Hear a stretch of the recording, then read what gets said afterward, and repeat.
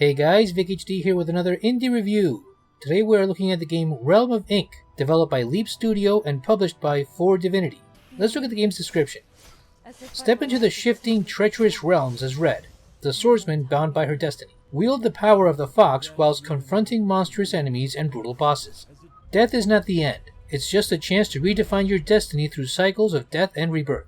Take up your weapon and let your quest to escape the ever-changing realm of ink begin. Experience infinite creativity. Dive into thrilling, fast-paced combat and invent a style that is uniquely yours. Mix and match dozens of different forms, weapons, and enhancements. With over 40 distinctive ink gems, every single run is a new opportunity. Unlock vast possibilities and enhance playstyles with over 200 artifacts. Think you've mastered the realm? Prove it. Push your skill to the absolute limit in the trial valleys and earn high scores in the brutal endless challenge mode.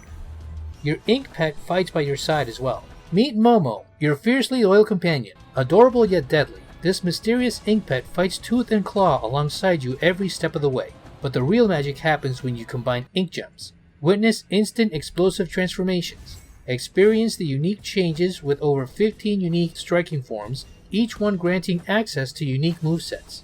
Which combination will become your favorite? Explore an Eastern fantasy world, painted in ink. Journey into deep, stunning, diverse realms, from the vibrant, verdant forest to the hollowed, reverent ruins of the mausoleum. Each environment is a breathtaking blend of classical Chinese ink wash art and rich, vibrant color palettes. Draw your sword and venture into the unknown. Battle the enigmatic realm guardians to glimpse beyond the veil into their mysterious past. And prepare to face over 20 unique creatures, steeped in distinctive Chinese folklore and backstory, including the cunning fox demon, the elegant peony fairy, and the elusive mirror sprite.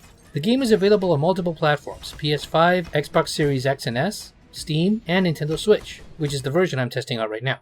The game's art style is inspired by traditional Oriental ink wash paintings, and it reminds me of similar presentations seen previously in games like Street Fighter IV or Okami. The game is an isometric action roguelite that traps you inside a living manuscript where the protagonist, Red, must slash through cycles of death and rebirth to break free from the script of destiny. While the game looks great on a high-end PC, porting the particle-heavy effects to the Switch has been tricky but effective. Initially, the game had a rough time rendering the cutscenes at launch, but later updates have ironed out some of these issues, and the developer is continuously working on future patches to fix additional bugs on the platform.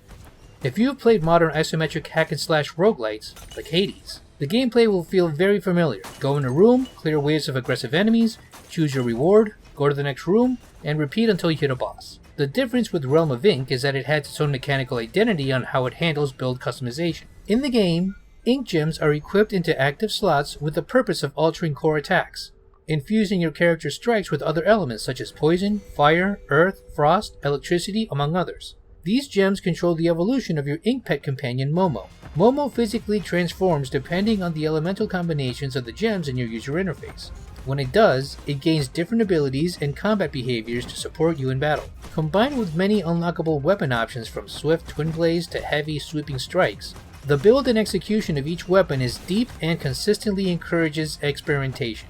Realm of Ink on the Switch handles most visual effects amazingly well, especially in handheld mode, and the combat feels incredibly natural and responsive on the Joy-Cons. However, in dock mode on a large TV, the brushwork effect can sometimes look blurry, so corners had to be cut for the sake of performance. The frame rate can sometimes chug with multiple enemies on screen or heavy particle effects, but it won't entirely ruin the game in my opinion. Reading the small text on the user interface can be difficult in handheld mode, unless you enable the Switch's zoom-in feature where you have to press the home button twice to activate it. Regardless, the game is an excellent, fun, and addicting pick-up-and-play title for short gaming bursts on the go. The game gets an 8 out of 10, a highly ambitious Switch port despite the sacrifices that needed to be made to have it run on the console. There will be some frame rate hiccups from time to time, but the game manages to push the Switch hardware to its limits. Highly recommended. Check it out while you can. Alright, hope you guys enjoyed the review. Don't forget to like, share, subscribe, leave a comment, and I'll see you in the next video. Take care.